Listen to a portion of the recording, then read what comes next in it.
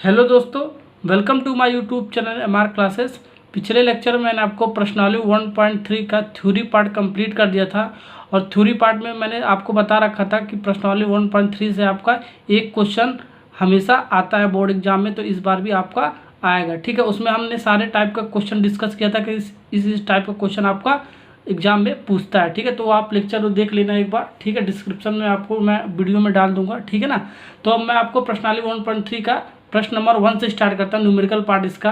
तो अब स्टार्ट करता हूँ प्रश्नावली 1.3 का न्यूमेरिकल पार्ट प्रश्न नंबर 1 से। सिद्ध कीजिए कि √5 एक अपरिमेय संख्या है। ठीक है, √5 के स्थान पर √2 भी हो सकता है, √7 भी हो सकता है, √3 भी हो सकता है, √11 भी हो सकता है। यानी कि अंडर रूट के अंदर आपका अभाज्य संख्या हो। ठीक है, तो एक अपरिमेय संख्या जो सिद्ध करने के लिए बोले। ठीक है, यानी √p आपका क्या है, मान लो अभाज्य संख्या। ठीक है, यानी कि p की वैल्यू आपका क्या हो सकता है, 2 हो सकता है, 3 हो सकता है, 5 हो सकता है, 7 हो सकता है, 11 हो सकता है। ये सब अभाज्य संख्या हो सकता है अंडर रूट के अंदर। ठीक है, अगर तो इस टाइप का आपका क्वेश्चन दे रखा है, ठीक है, तो हम इसका सिर्फ एक ही प्रोसेस है, एक प्रोसेस मैं आपको बता दूंगा और सारा क्वेश्चन आपका, ठीक है, इसी प्रोसेस से आपका हो जाएगा। सिर्फ आपका वैल्यू चेंज हो जाएगा, 2 के 5 के स्थान पे 2 हो जाएगा।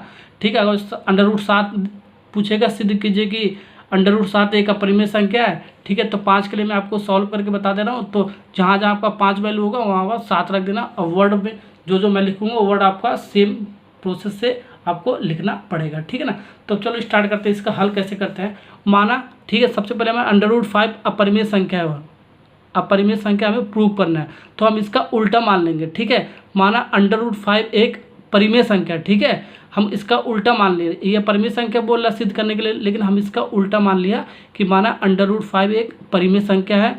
ठीक है, तो हम कह सकते हैं कि, ठीक है, इसलिए √5 = p/q। परिमेय संख्या क्या होता है, p/q के फॉर्म में अगर जो लिख सकें और q आपका 0 नहीं होना चाहिए। ठीक है, तो वो आपका परिमेय संख्या होता है। ठीक है, ओके। अब p और q अभाज्य पूर्णांक है, अतः HCF इसका p और q का 1 होना चाहिए। ठीक है ना, कहने का क्या मतलब है, मैंने √5 को एक परिमेय संख्या मान लिया, तो परिमेय संख्या क्या होता है, जिसको हम p/q के फॉर्म में लिख सकें। ठीक है, तो √5 = हम p/q के फॉर्म में लिख सकें। ठीक है, अब q आपका ≠ 0 है, ये आपका q की वैल्यू 0 नहीं होना चाहिए। ठीक है, और p और q अभाज्य पूर्णांक है। ठीक है, यानी कि इसका HCF क्या निकल के आना चाहिए, 1 निकल के आना चाहिए, तभी हमारा ये √5 हमने जो परिमेय संख्या माना तभी हमारा वो परिमेय संख्या होगा जब उसका HCF p और q का 1 निकल कर आएगा। ठीक है ना, इतना आपको समझ में आएगा। अब प्रोसेस चलते हैं कैसे आपको करना है। ठीक है, तो √5 को ऐसे भी तो लिख सकते हो, √5 p/q के फॉर्म में।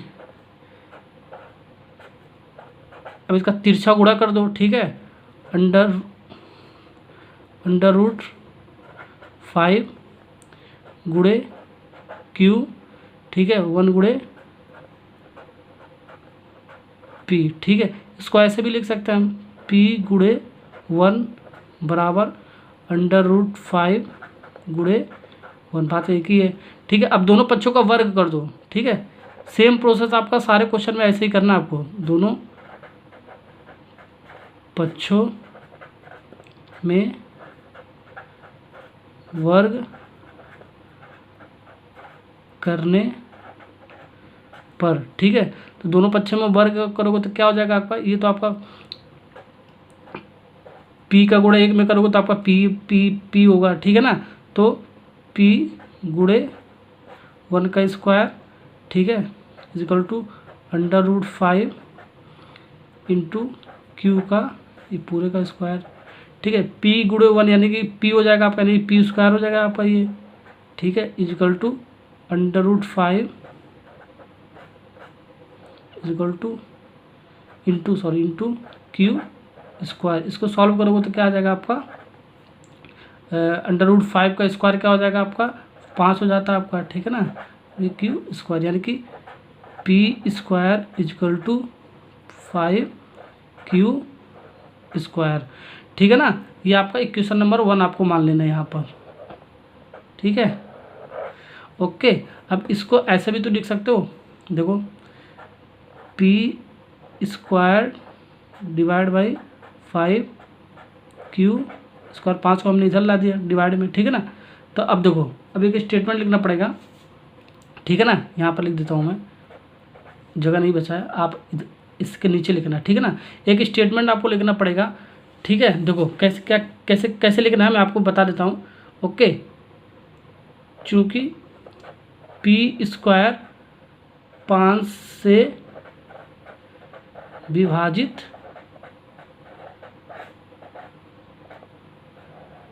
है, क्यों? देखो ये जो पी स्क्वायर है, जो आपका पी स्क्वायर ये 5 से आपका विभाजित है। देखो पी स्क्वायर का गुणनखंड निकल के आ रहा है ना 5, तो आपका 5 जो है पी स्क्वायर से विभाजित, यानी पी स्क्वायर का 5 से भाग चला जाएगा आपका, यानी कि पी स्क्वायर लिख सकते हैं 5 से आपका विभाजित है, इसलिए पी भी 5 से विभाजित होगा। ये लिख सकते हैं ना, क्यों लिख सकते हैं मैं आपको बताता हूँ अभी, ठीक है। कहने का क्या मतलब है, पी स्क्वायर आपका 5 से विभाजित है, क्योंकि आपका पी स्क्वायर का गुणनखंड 5 निकल के आ गया, ठीक है। इसको ऐसे भी लिख सकते हैं पी स्क्वायर डिवाइड बाई 5, यानी कि पी स्क्वायर आपका 5 से डिवाइड हो जा रहा है, यानी कि भाग चला जा रहा है, यानी कि पी स्क्वायर 5 से विभाजित है, अतः पी भी 5 से विभाजित होगा। क्यों? देखो मान लो आपका 3 स्क्वायर, ठीक है, 3 से आपका ये भाग चला जाता है, ठीक है, यानी कि विभाजित है 3 से, ठीक है। तो आपको ऐसे भी तो लिख सकते हो 3/3 भी आपका, यानी कि ये भी 3 से विभाजित हो जाएगा। बात है कि आपका ऐसे आपका पी स्क्वायर 5 से विभाजित है, तो पी भी आपका 5 से विभाजित है। ऐसे मैंने एग्जाम्पल देकर मैंने आपको समझा दिया। 3 स्क्वायर आपका 3 से विभाजित है, तो 3 भी आपका 3 से विभाजित होगा, ठीक है ना। अब हम स्टेप नंबर 2 पे चलते हैं। इतना आपको स्टेप नंबर 1 आपको समझ में आ गया हो गया। अब स्टेप नंबर 2 पे चलते हैं, उसका प्रोसेस क्या है मैं आपको बताता हूँ। अब हम स्टेप नंबर 2 में क्या करेंगे, ठीक है, जो हम P माना P = 5R, ये P के स्थान पे हम क्या मान लेंगे 5R, ठीक है ना। P के स्थान पे हम 5R मान लेते हैं, ठीक है। P = 5R ये आपको मानना पड़ेगा। अगर जो ये √5 है, ठीक है, √2 होता तो माना P = 2R। R क्यों मान रहे हैं, PQR होता है इसलिए हम सीरीज में चल रहे हैं, ठीक है। PQR होता है इसलिए मैंने R मान लिया, ठीक है। आप Z भी मान सकते हो, कुछ भी मान सकते हो, लेकिन मैं PQR के हिसाब से चल रहा हूँ इसलिए मैंने R मान लिया, ठीक है। ये अगर जो 11 होता, 11 अगर जो ये पूछता सिद्ध कीजिए कि √11 एक अपरिमेय संख्या है, तो P = 11R मान देते, ठीक है ना। ये आपको ये एक चीज़ आपको याद करके जाना पड़ेगा, जो भी आपका ये वैल्यू दिया होगा उसको P = R के टर्म्स में मानना पड़ेगा। ये 5 दिया है तो इसलिए P = 5R मैंने मान लिया, ठीक है ना। अब क्या करेंगे, दोनों पक्षों का वर्ग करने पर, ठीक, वर्ग कर दो, P का वर्ग कर दिया मैंने और 5 और R का वर्ग कर दिया। अब इसको सॉल्व करो, P स्क्वायर = 25, देखो यहाँ पे लेकर देता हूँ 5 का वर्ग इंटू R का वर्ग, यानी कि इसको सॉल्व करोगे तो 25 इंटू R का वर्ग, ठीक है ना। ये आपका आ गया, ठीक है। अब देखो क्या करोगे, अब हम P के लिए तो हमने सॉल्व कर लिया, ठीक है। पहले स्टेप में देखो हमने P के लिए विभाजित कर दिया, 5 से विभाजित है, P स्क्वायर 5 से विभाजित है, P भी 5 से विभाजित है। अब हम सेकंड स्टेप में क्या करते हैं, Q के लिए सॉल्व करते हैं, ठीक है। तो Q को लेकर सॉल्व करेंगे, यानी कि P स्क्वायर का वैल्यू हम इसमें रख देंगे इक्वेशन नंबर 1 में, ठीक है। तो Q का वैल्यू मिल जाएगा, P स्क्वायर = 5Q² है आपका, ठीक है ना। तो P स्क्वायर का वैल्यू रख देते हैं 5Q², तो आपका Q के टर्म्स में आपका वैल्यू मिल जाएगा, ठीक है ना। तो यानी कि हम क्या करेंगे, इसके बाद समीकरण नंबर 1 से P स्क्वायर कितना आपका, देखो P स्क्वायर 5Q², ठीक है।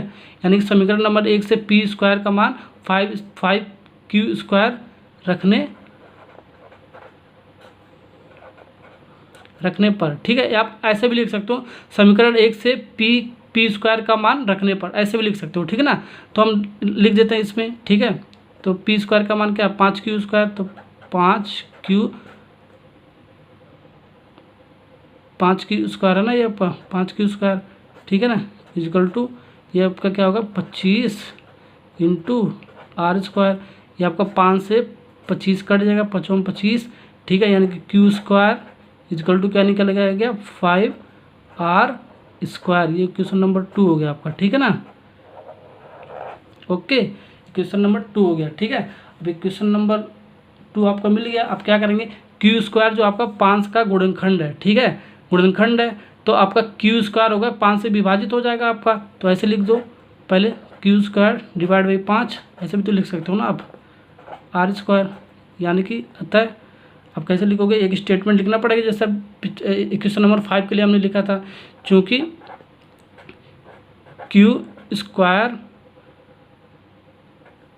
5 से विभाजित है। देखो क्यू स्क्वायर आपका 5 से विभाजित है, तो क्यू भी आपका 5 से विभाजित होगा, इसलिए क्यू भी 5 से विभाजित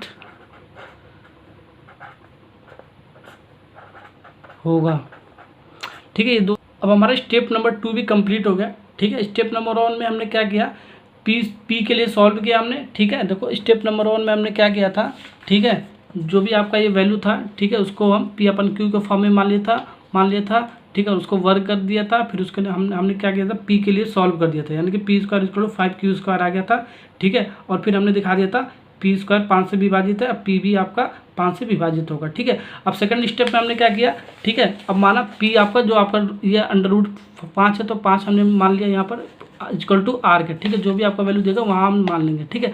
अब दोनों पक्षों का वर्क किया, तो इसके लिए क्यू के लिए हमने सॉल्व कर लिया, Q equal to 5 R square, यानी कि पी के लिए आपका वैल्यू मिल गया, क्यू के लिए आपका वैल्यू मिल गया, यानी कि पी आपका 5 से विभाजित हो रहा था, तो क्यू भी आपका 5 से विभाजित होगा, ठीक है, हो रहा है, ठीक है ना। सेकंड स्टेप आपका कंप्लीट हो गया। अब थर्ड स्टेप में क्या करेंगे, पी और क्यू दोनों 5 से विभाजित है। देखो पहले स्टेप में आपका क्या था, पी स्क्वायर 5 से विभाजित है, पी भी आपका 5 से विभाजित है। अब सेकंड स्टेप में हमने क्यू के लिए सॉल्व किया था, क्यू भी आपका 5 से विभाजित है, ठीक है, यानी कि पी और क्यू 5 से विभाजित है, तो वही हमने थर्ड स्टेप में लिखा है, पी और क्यू 5 से विभाजित है, ठीक है। तो अतः इसका एचसीएफ क्या आ जाएगा, तो एचसीएफ कैसे निकालते हैं, तो समीकरण नंबर 1 आपका क्या है, P square equal to 5 Q square है, Q square equal to 5 R square है आपका, ये समीकरण नंबर 2। तो हम एचसीएफ कैसे निकालते हैं, पी और क्यू का कैसे निकालते हैं, जो दोनों में आपका उभयनिष्ठ हो, ठीक है। तो दोनों में आपका उभयनिष्ठ क्या है, आपका यही है, 5 ही है, दोनों में कॉमन है, तो इसका एचसीएफ क्या आ जाएगा, 5 आ जाएगा इसका एचसीएफ, ऐसे तो निकालते हैं, ठीक है। अतः इसका एचसीएफ हमारा पी और क्यू का क्या आएगा, 5 आ गया। कहने का क्या मतलब है, पी और क्यू दोनों 5 से विभाजित है, अतः एचसीएफ इसका पी और क्यू का 5 निकल के आ गया। लेकिन पी और क्यू सअभाज्य संख्या पूर्णांक है, इस, ठीक है, ये मैंने मान रखा है आपको, पी और क्यू सअभाज्य पूर्णांक संख्या, और इसके एचसीएफ पी और क्यू का 1 निकल के आ रहा था, तभी हमने माना था √5 एक अपरिमेय संख्या है। लेकिन अब क्या आ रहा है आपका, पी और क्यू का दोनों 5 से विभाजित हो रहा था, ठीक है, इसलिए एचसीएफ आपका पी और क्यू का क्या निकल गया, 5 निकल के आ गया। लेकिन कंडीशन ये कह रहा था आपको, जो हमने माना था पी और क्यू सअभाज्य पूर्णांक है, अतः एचसीएफ पी और क्यू का 1 आना चाहिए, लेकिन आपका ये 5 आ रहा है। लेकिन ये दोनों आपका बराबर है क्या, 5 और 1 बराबर है क्या, नहीं है, यानी कि जो हमने माना था, ठीक है, √5 एक परिमेय संख्या है, उसके लिए जो हमने सॉल्व किया है, ठीक है, वो तो हमारा गलत आ गया। अगर जो एचसीएफ पी और क्यू का 1 निकल के आता तो हमारा परिमेय संख्या बनता, ठीक है, लेकिन हमारा एचसीएफ पी और क्यू का 5 निकल के आ रहा है, 1 के बराबर नहीं निकल के आ रहा है, ठीक है, इसलिए हमारा वो √5 हमने माना था परिमेय संख्या, वो आपका परिमेय संख्या नहीं है, ठीक है, वो आपका अपरिमेय संख्या होगा, उसका उल्टा हो जाएगा, ठीक है ना, उल्टा हो जाएगा, ऐसा हम लिख देंगे। इसलिए पी और क्यू दोनों 5 से विभाजित हैं, अतः इसका एचसीएफ आपका पी और क्यू का नॉट इक्वल टू 1, यानी कि 1 के बराबर नहीं आया है, अतः हमारी अवधारणा विरोधाभास प्रकट होती है, ठीक है। इसलिए √5 एक अपरिमेय संख्या है, ठीक है ना। ओके, ये आपको समझ में आ गया होगा, एकदम क्लियर इजी लैंग्वेज मैंने आपको बता दिया, ठीक है ना। ओके।